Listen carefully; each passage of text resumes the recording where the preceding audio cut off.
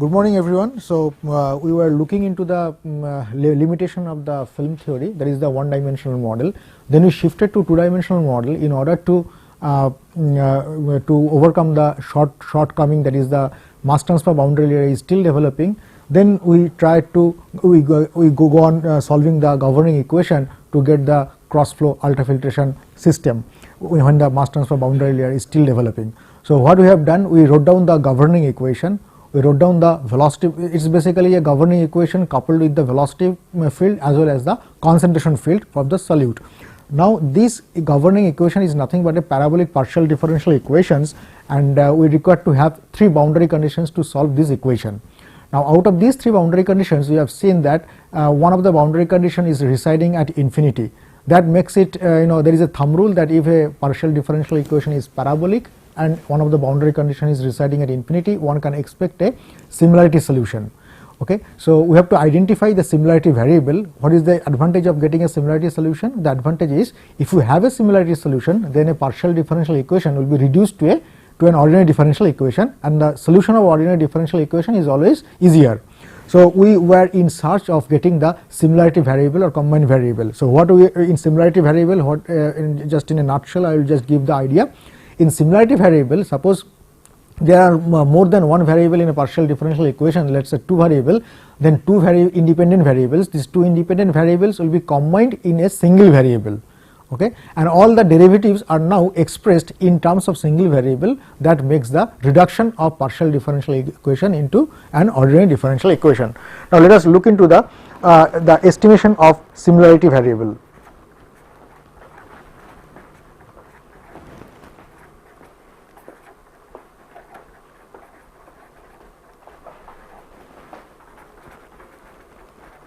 It is called similarity variable or similarity parameter or combined parameter, and what you have to do, first we write down the equation of motion, the solute balance equation.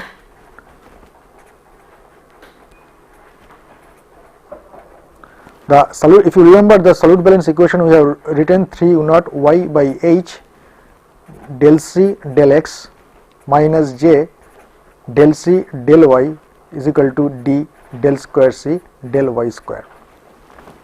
Now since it is a governing equation, it must be valid on the boundary conditions also. So we evaluate this equation at the edge of mass transfer boundary layer.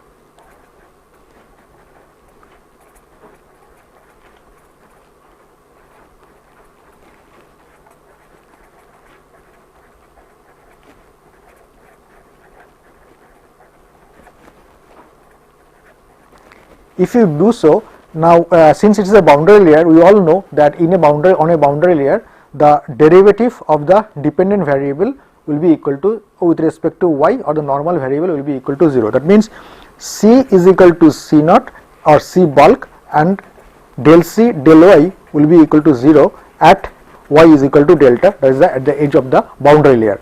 So therefore this equation at the edge of the boundary layer now becomes 3 u0 y by h minus del c del x. The second term will vanish, and the term on the right hand side, that will remain there. Okay. Now you do an order of magnitude analysis. We do an order of magnitude analysis.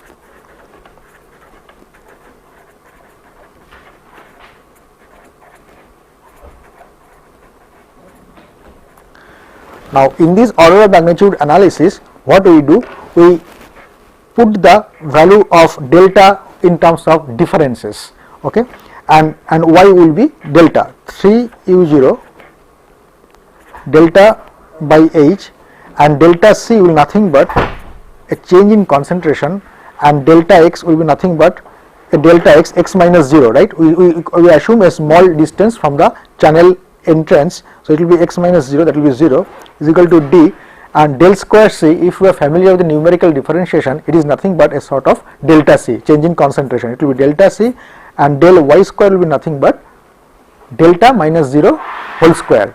So it will be delta minus 0 whole square approximately. Okay. So now you can simplify this equation and see what you get.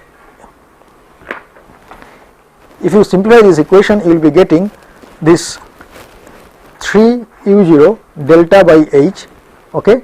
Now delta c will be cancelled from both the sides, it will be 1 over x will be roughly equal to d, delta c will be cancelled and it will be delta square. So you will be getting an estimate that delta cube will be nothing but h d by 3 u0 x, okay, and delta will be nothing but h d over 3 u naught x raised to the power 1 upon 3. Okay.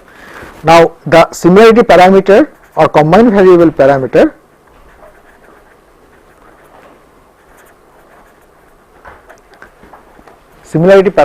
is defined as eta is equal to y by delta, and why it is y by delta, I just gave a a picture in the last class.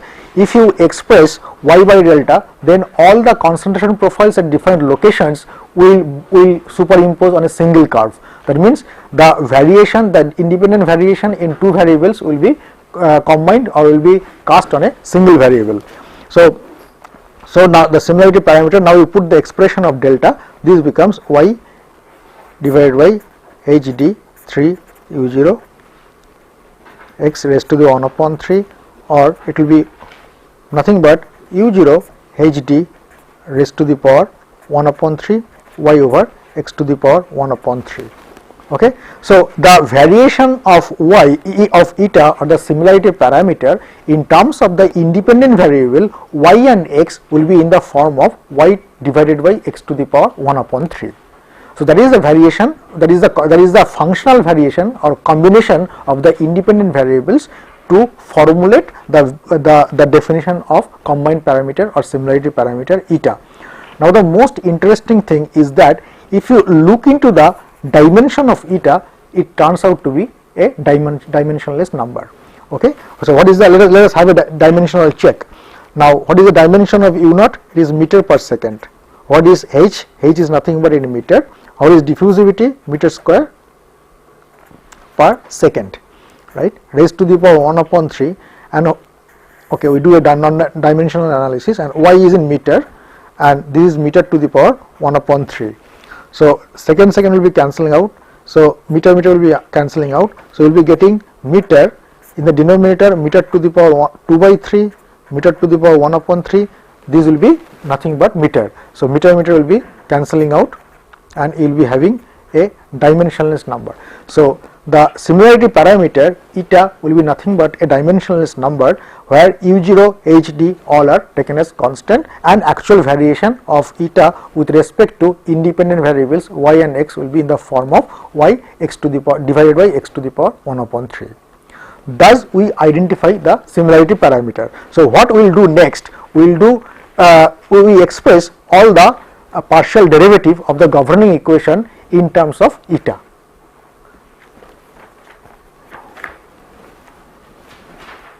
Okay. So we carry out the partial derivative, let us say del c del x will be nothing but del c del eta del x, and since now we are saying that eta takes care of it, now there is only one parameter eta, it is a combined variable, combined parameter. So this del c del x, the del c del eta will be a total derivative dc d eta.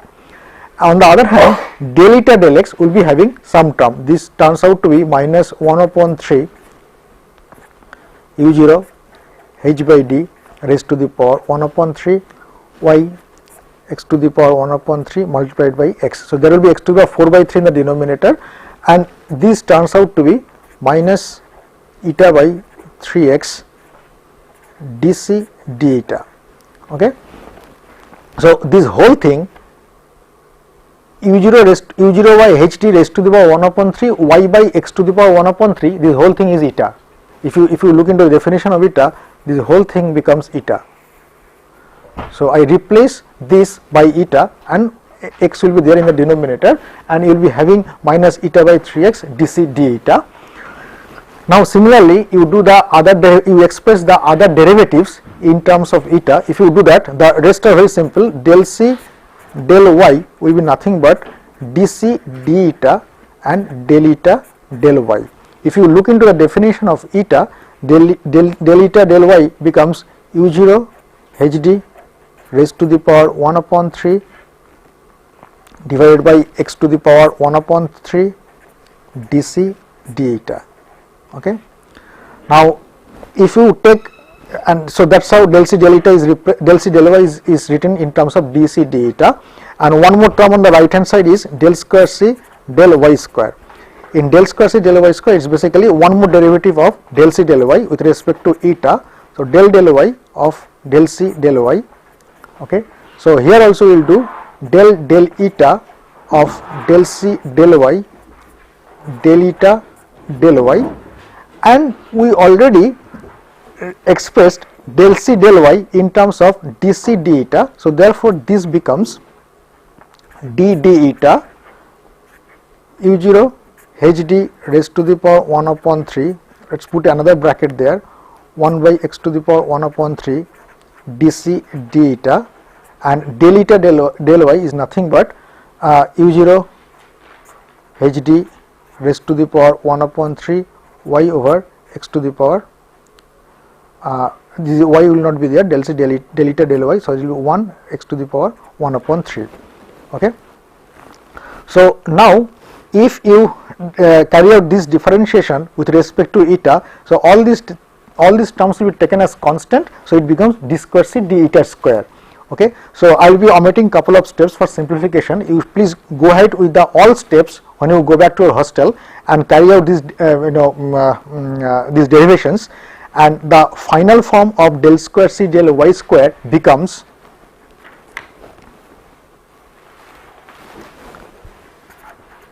del square c del y square now becomes u0 by hd raised to the power 2 by 3 1 over x to the power 2 by 3 d square c d eta square. Okay. Now what we have done till now, we have expressed all the derivatives. So let us look into the governing equation. The governing equation is now 3 u0 y by h del c del x minus j del c del y is equal to d del square c del y square. Now what we have done, we expressed del c del x in terms of eta, a combined variable. Since there is a single variable, so the partial derivative becomes a total derivative, so it becomes dc d eta. Now this was also expressed in terms of dc d eta, and this was expressed in terms of d square c d eta square. Okay. Now we express all the partial derivative and substitute in the governing equation. If we do that, then and we do we substitute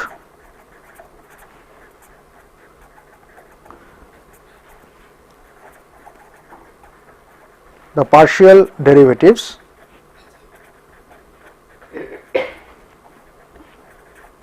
in governing equation and simplify it. Okay, so that I can write a compact form and simplify maybe a couple of steps and rearrangement. Basically after rearrangement, whatever you will be getting is minus eta square minus j hx by u0 d square raised to the power 1 upon 3 dc d eta is equal to d square c d eta square. This will be the form of your partial differential equation. In terms of x and y, it boils down an ordinary differential equation of order 2 with respect to eta, although you have an independent variable x here. So we cannot integrate it out in the present form. For that you require to have some more rearrangement or mathematical manipulation which will confirm the physical situation. Okay. Now let us see what physical situation will allow us to treat or handle this x containing term. I think we have discussed several times that the concentration boundary layer, when the concentration boundary layer thickness grows, it offers an extra resistance against the solvent flux. So therefore the thickness delta, more be the thickness delta, less will be the solvent flux or J. So J will be inversely proportional to delta, right.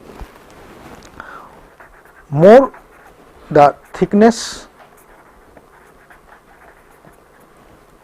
of mass transfer boundary layer, less be the solvent flux, because more will be the resistance against the solvent flux. Okay. So, that means what is thickness of mass transfer boundary layer? J, delta, and what is the solvent flux? J. So, J is inversely proportional to delta, and if you remember that what is the expression of delta? Delta will be proportional to x to the power 1 upon 3, that we have already derived, right? Delta is proportional to x to the power 1 upon 3, correct? So, therefore, J is inversely proportional to x to the power 1 upon 3, correct? So, J times x to the power 1 upon 3 will be a constant. That means, in this expression, J times x to the power 1 upon 3 will be a constant, and what is the role of these terms? H by u0 d square, they will be basically some dimensional number, they will make whole this thing as non-dimensional constant. Okay. So, therefore, what I can do? I can write J times Hx by u0 d square raised to the power 1 upon 3 is a constant, right? Because H is a geometrical parameter which is constant, u0 is an operating parameter, cross flow velocity, that is a constant, d is a diffusivity, is a solute property, that is a constant.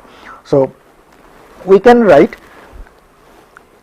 J Hx divided by u0 d square raised to the power 1 upon 3 is a constant. Let us say that constant is A.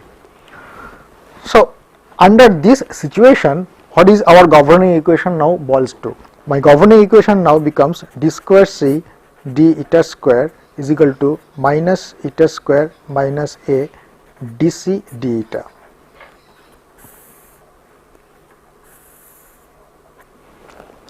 This is the form of governing equation. Now, in this equation, let us see, we have already shown earlier that eta is a non-dimensional number, and let us say what is the dimension of A. Because of the presence of these constants h, u0 and d square, A will also become a non-dimensional number. Let us check the dimensionality of A. The A will be, J will be having a unit of meter per second, meter cube per meter square second. So, we will be having a unit of meter per second. Now, H will be having a unit meter and X will be having a unit meter. So, it will be meter square in the numerator. So, meter square divided by u0 will be having a unit meter per second, and d square and d will be having a unit meter square per second. So, it will be meter to the 4 per second square.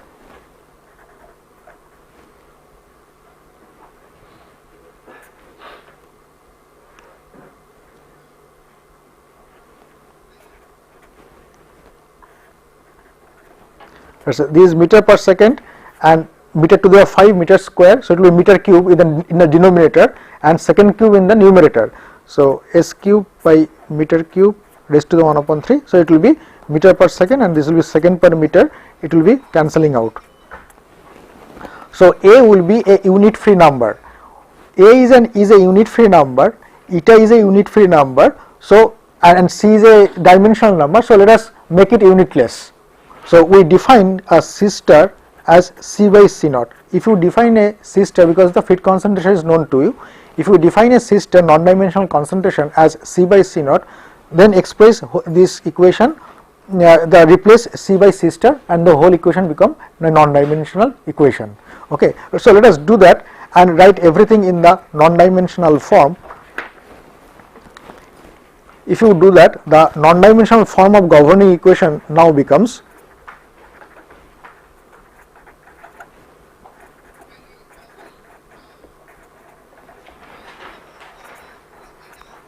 d square C star d eta square is equal to minus eta square minus A d C star d eta, right. So, this becomes the whole equation becomes now non-dimensional. Now you are in a position to integrate it out. How to integrate this equation? Just assume d C star d eta is equal to, let us say, a variable z. Okay. So, this becomes dz d eta is nothing but minus eta square plus A z.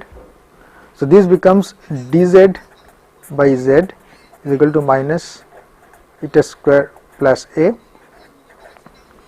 d eta. So, now just integrate it out, it becomes on one integration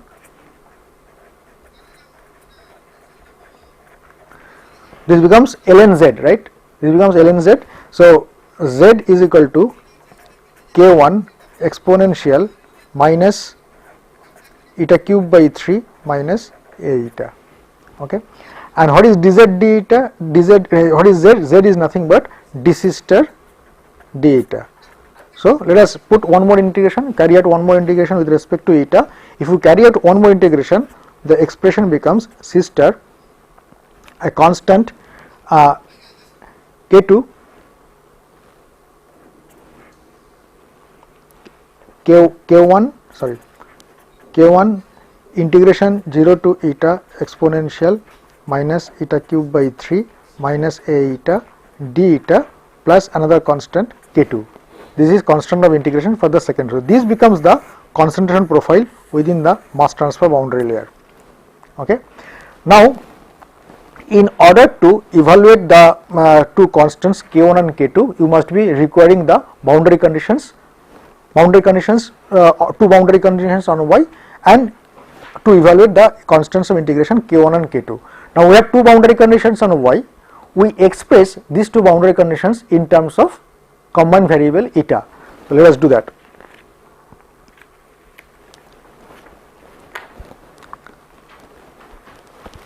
The boundary conditions at y is equal to infinity, you had c is equal to c naught, that means sister is equal to 1, sister equal to 1, and if you look into the definition of eta, eta is equal to nothing but y by x to the power 1 upon 3. So y equal to infinity means eta equal to infinity. So that means at eta equal to infinity, sister is equal to 1. So this is the first boundary condition that we are going to use to evaluate the integration constants k1 and k2. Now at the other boundary condition is at y equal to 0, jc minus cp plus d del c del y will be equal to 0. Now, if you get the expression of del c del y, let us look into that. Del c del y, what is del c del y? Del c del y, and y equal to 0 means eta equal to 0, right? And del c del y, if you remember, del c del y will be nothing but u0 divided by hd raised to the power 1 upon 3 over 1 by x to the power 1 upon 3 dc d eta, right? And at y is equal to 0, what is c? C is nothing but cm, that is at membrane surface, because your coordinate starts from membrane surface towards the bulk. So you can write it as cm minus cp. And what is cm minus cp in terms of real retention? It is nothing but, if you look in, if you just remember the definition of real retention, 1 minus cp over cm. So cm minus cp is nothing but cm times rr. Okay, so just put it there. So at y equal to 0 means at eta equal to 0, we had j times cm rr plus d times the whole thing, right? u0 divided by hd raised to the power 1 upon 3 1 over x to the power 1 upon 3 dc d eta is equal to 0. Now d can be taken inside this bracket and it will becomes u0 d square, right?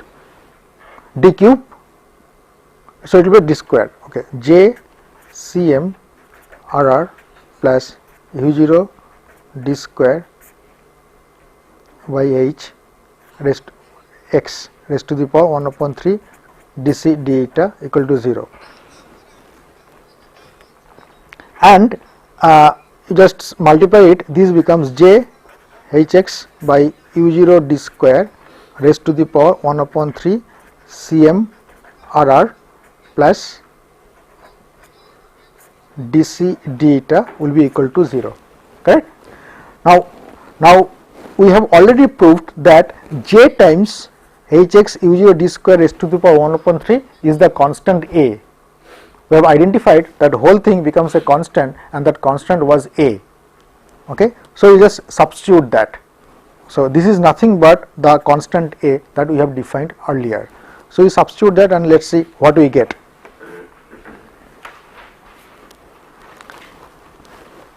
So we will be getting A times CMRR plus DC d eta equal to 0, right, at y equal to 0 means nothing but eta equal to 0, at eta equal to 0. Now now A is a non-dimensional number, real retention is also a non-dimensional number, eta is also non-dimensional, so we make C to be non-dimensional by divided by C naught. So this becomes A Cm star RR plus DC star d eta equal to 0, that is the mixed boundary condition that is prevailing at eta equal to 0.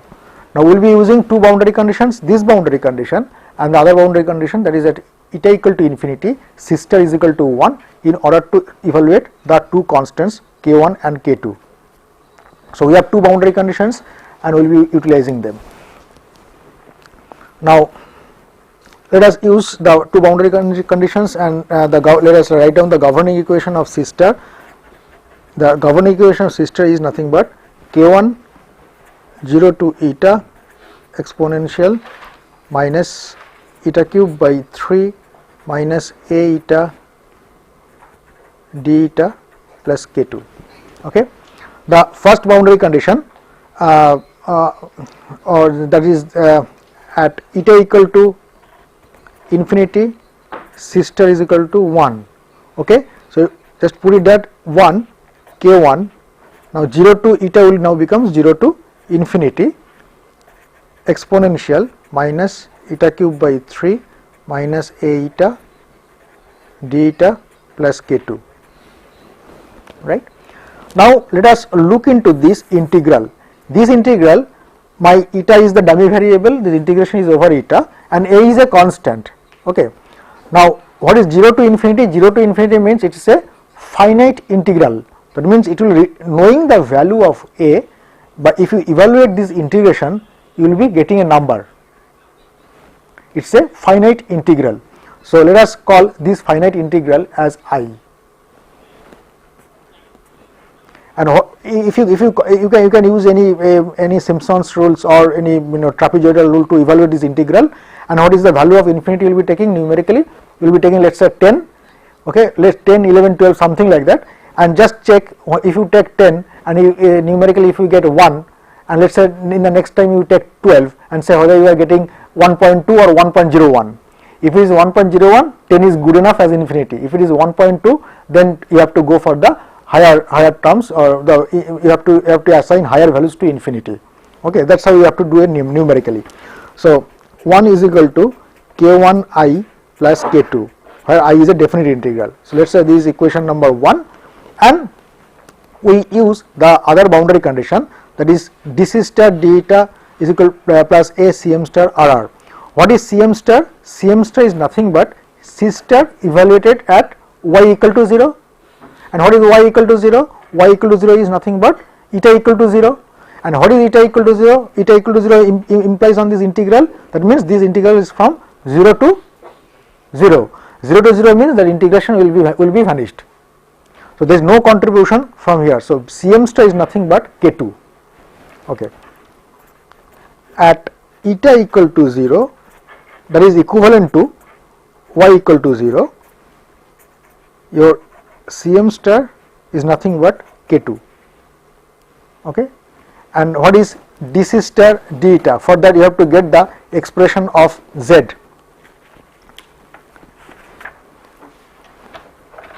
The dc star d eta, if you look into expression of dc star d eta, this becomes k1 exponential minus eta cube by 3 minus a eta.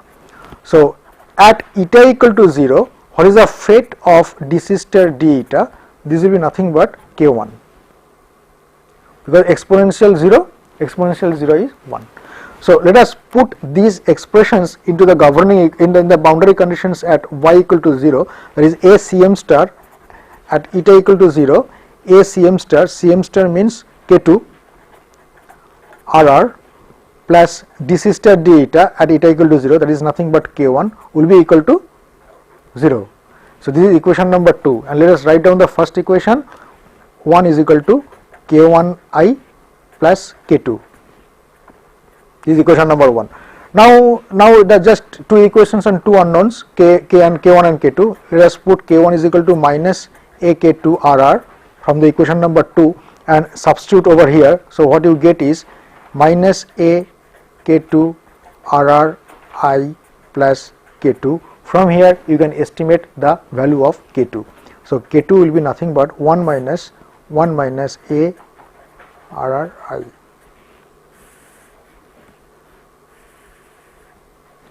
Okay, and what is k1? K1 is nothing but a rr. K1 will be a rr divided by 1 minus a rr I, right. So this will be two integration constant, and what is I? I is nothing but the definite integral from 0 to infinity exponential whatever it is. Okay, so now you can completely solve the concentration profile in terms of eta. Okay, now eta being a common variable, that is basically a functional variation of y by x to the power 1 upon 3. Now you can fix the value of x, and for different y you can carry out the concentration. So you will be getting a concentration profile. Similarly, at a fixed value of y you can carry out the concentration at various x values. So you will be getting the concentration profile along the x at a particular value of y. So likewise one can get the concentration profile, but that will not serve our purpose simply because we do not require the concentration profile in the mass transfer boundary layer. What we require the value of the concentration of the membrane surface, so that we can connect it to the transport phenomena laws which will be prevailing within the porous membrane, and get the value of permeate concentration and permeate flux. Okay, let us do that.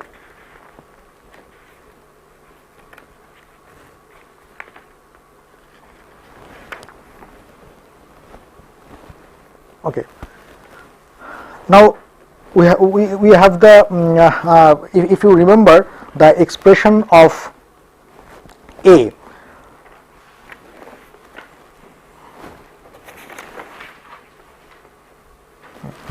the expression of A is nothing but j hx by u0 d square raised to the power 1 upon 3.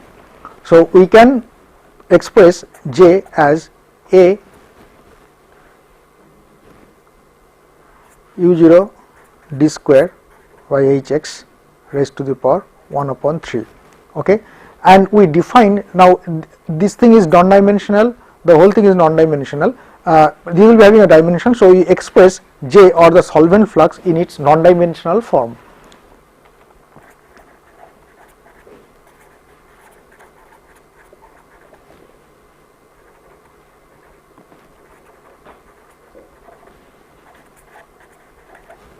What is the non-dimensional form? PW, this is basically the Peclet wall, this is called Peclet number at wall, or this is a non-dimensional permeate flux. We define PW as J dE by D. What is D? D is the equivalent diameter. Okay. Since it is a rectangular channel, the diameter will be equivalent diameter, and we have derived earlier that since it is a thin rectangular channel, DE will be roughly equal to 4 times half height. So this will be nothing but 4 times half height. Okay. So let us look into the form of non-dimensional flux, that will be PW is equal to J dE by D. If you substitute that, what you will be getting is at now you express J is equal to dE by D. J is A times u0 d square over hx raised to the power 1 upon 3. You express h as dE by 4. Okay.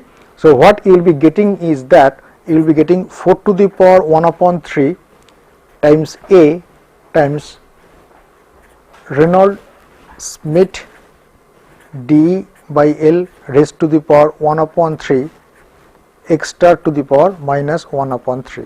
Again, I have omitted a couple of steps. What I have, and what is Reynolds number? Reynolds nothing but rho u0 d by mu, and Smith will be mu by rho d, right? And Reynolds-Smith d by L will be what? Rho u0 d by mu times mu by rho d times d by L. This mu will be cancelled, rho b will be cancelled. So you will be getting u0 d square by dl. And what is x star? X star is nothing but x by L. So if you now replace x by its non-dimensional version, that is x by L, then whatever is there within the bracket, that becomes Reynolds times Smith times d by L raised to the power 1 upon 3. In a sense, you will be having this as u0 d square by dl. Okay. Once we identify that, then we are in a position that A1 can be expressed in terms of PW and other non-dimensional variables.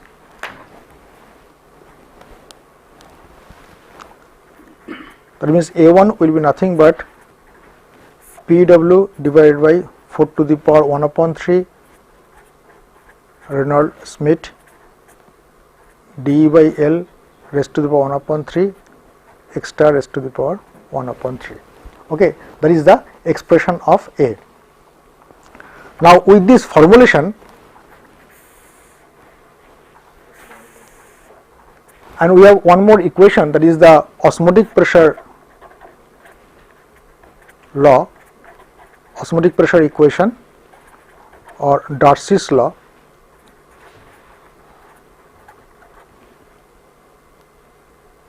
For solvent flux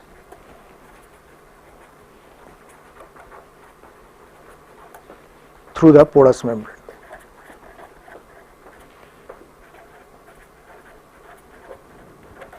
What is that? VW is equal to J is equal to LP del P minus del pi, but del pi is nothing but a function of concentration at the membrane surface. Now we can make it non-dimensional because everything is now non-dimensional. So we can express PW as J d by d. So this becomes LP d by d, and take delta P out, so that whatever is within the bracket, that becomes a non-dimensional. So LP delta P d by d becomes a non-dimensional number, and the whole thing in the first bracket becomes non-dimensional, PW becomes non-dimensional. So, and this is valid for every x location, because at every x location now my membrane surface concentration is varying. So Cm will be a function of x, so PW will be a function of x depending on the Cm, because delta pi is a sole function of Cm that we have already seen earlier.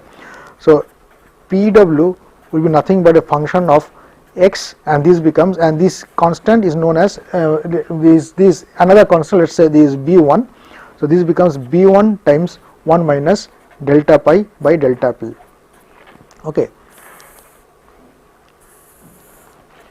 Now with this formulation, one can calculate the value of membrane surface concentration at every x location, and once you get the value of membrane surface concentration at every x location, you will be getting a value of membrane the permeate concentration through the definition of real retention at every x location.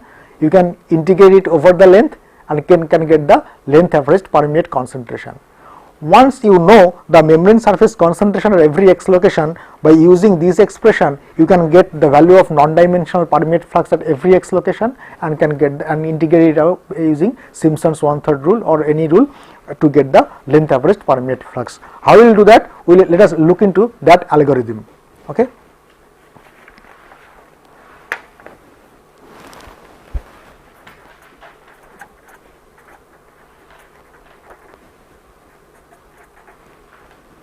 For calculation of permeate flux and permeate concentration.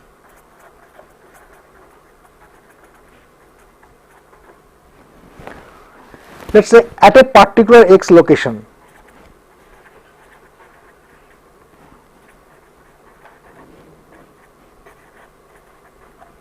particular x star location, let us say non-dimensional, okay. Guess the value of Cm.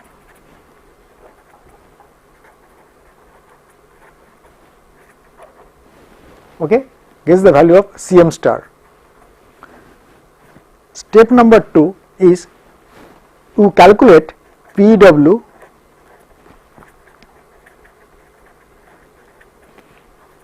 from Darcy's law, that means from this equation Pw is equal to B1 1 minus delta pi by delta P. Okay. What is B1? B1 is nothing but Lp delta P dE by d. Lp is known, d is the geometric factor, delta P is the operating condition, d is the diffusivity that is known.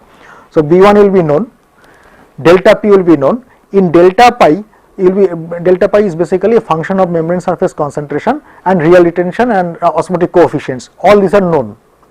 Since you have guessed the value of Cm star, this can also be calculated. So one can calculate Pw from there. Now third is you evaluate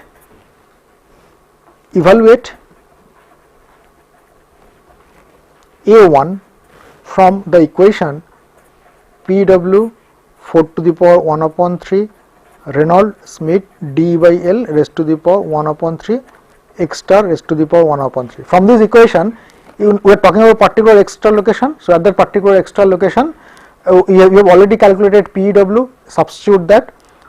Reynolds is known to you, Reynolds number is known to you, Schmidt number is known to you, because basically the solute and solvent properties are known, d by L are the geometric factors. So you will be in a position to evaluate the value of A1. Once you know the value of A1, you can evaluate the definite integral I1.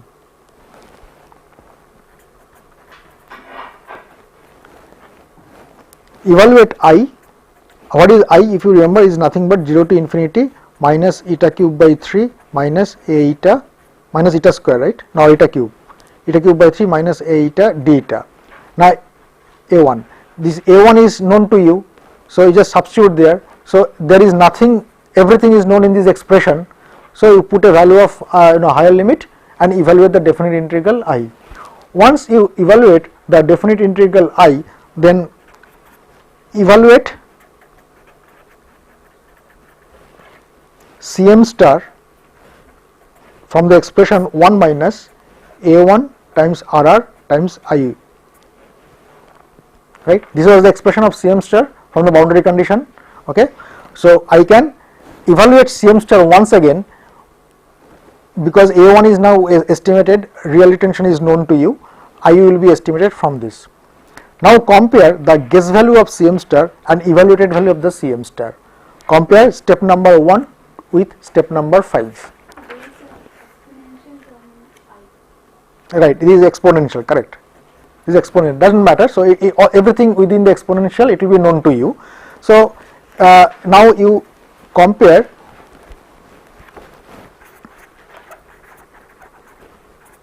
Cm star between calculated value and guess value, and see whether this absolute value of Cm star guess minus Cm star calculated is less than epsilon or some small number, let us say 0.01 or something. Okay. And if not, then you calculate the you have another guess of Cm star, and like that. So that way you will be converging a value of Cm star at a particular x star location. Once you know the value of Cm star, then you can evaluate delta pi at that particular x location, because delta pi is a sole function of Cm star. So you can go to the Darcy's law and evaluate the value of permeate flux at that particular location. So once Cm star is known, Pw is known from Darcy's law expression. Once Cm star is known, Cp at the particular x location is also known. Cp star is nothing but Cm star into 1 minus real retention, it is known, so that is also known. Once you determine all these quantities for the particular x location, then go to the next x location, x plus delta x. In that case, the easiest way to solve it, the guess value should be the converged value in the previous step. Okay. So, at the next step x star plus delta x, you have a guess of Cm star, that is the converged value at the location x star, and do the same and calculate this, carry out this iteration and get a converged value of Cm star. So, likewise, what you can get? You can get a profile of Cm star as a function of x star, and Cm star will always start from 1 because its lowest value is C naught. Okay. So, it starts from 1 and it will go up like that. Your Cp star will also follow the trend of Cm star, but at a lower level because it is multiplied by 1 minus Rr. Rr will be typically 0.9, so it will be multiplied by 0.1. Okay. So, this is the profile of Cm star as a function of x, and this will be a profile of Cp star as a function of x, and the profile of Pw will be reverse, and this will be profile of Pw as x star. Now our final aim is to find the value of Pw and to get the estimate of permeate concentration. This gives the productivity or the quantity, this gives the concentration or quality. So, therefore, you can do a length averaging by using Simpson's one-third rule.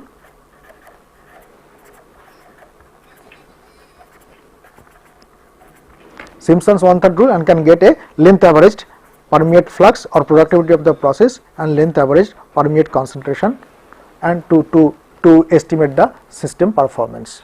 Okay. Now, in this algorithm, what this is a more or less, so let us summarize whatever we have done. We have used the property of similarity transformation and reduced the governing partial differential equation into an ordinary differential equation, and from there we got again a set of algebraic equation, and at different x locations we can solve these two expressions iteratively, set of equations iteratively, and can get the estimate of system performance at a particular x location. We repeat this process at all the locations in the channel and can get the length variations of the desired quantities, and then we again do a numerical integration to get the average flux. Now, there is another shortcut method. So, this method, so we have already shortcut the whole method, right? From PD we converted into OD, and then we got the method, but still there is substantial numerical stuff involved here. There is another shortcut method that I am going to describe you, which will basically require solution of two coupled nonlinear algebraic equation. Okay. That can be obtained by defining a Sherwood number or length averaged mass transfer coefficient. So, we further simplify this calculation procedure, and directly we get the direct evaluation of length average permeate flux. So, whatever we have done, it is indirect evaluation. First you get the profile of permeate flux and permeate concentration, then do a length averaging by some numerical technique. Direct evaluation. So, next we do a further simplification for direct evaluation of length averaged permeate flux. Okay, this bar represents the averaged, and permeate concentration Cp bar. Okay. Now, so we do the length averaging of expression of Pw.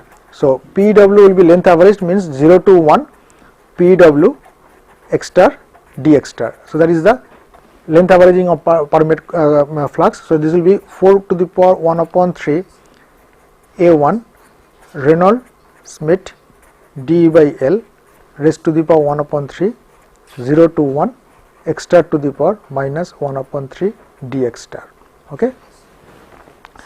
And this will be what? This will be nothing but a value of 1.5, right? Minus 1 upon 3 plus 1, so it will be 2 by 3. So, yeah, minus 1 upon 3 plus 1, divide, so it is 2 by 3, so it will be 2 by 3, so it will be 3 by 2, right, and when you put the limit it becomes 1, so the whole integral becomes 1.5, correct.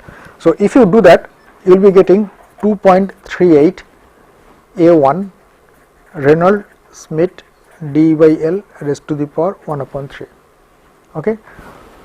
So we can write down the expression of A1 in terms of length averaged permeate flux. What is that? That will be nothing but 0.42, that is inverse of 2.38 PW divided by Reynolds-Smith d by L raised to the power 1 upon 3. And this PW is nothing but this is a length averaged permeate flux, and all these are operating conditions and the geometric factors all known to us. So we write down A1 as 0.42 lambda 1. What is lambda 1? Lambda 1 is nothing but PW divided by Reynolds-Smith d by L raised to the power 1 upon 3. Okay. So this becomes a suction parameter, right? We can assume that the permeate flux is nothing but the porosity of the wall, and the whole thing is being sucked out. Okay. So this is also known as the suction parameter.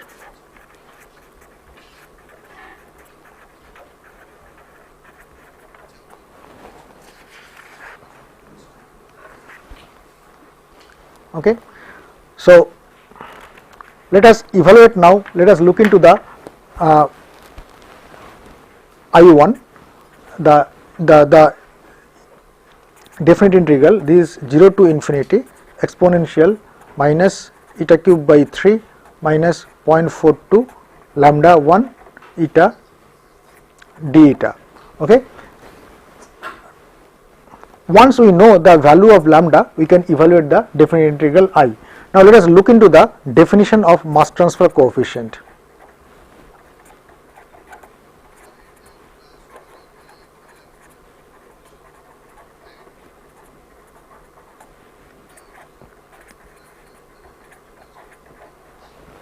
The definition of mass transfer coefficient will be K, if you remember, del C del Y minus of that y at evaluated at y equal to 0 divided by C at y equal to 0, that is Cm, minus C at bulk, that is C naught.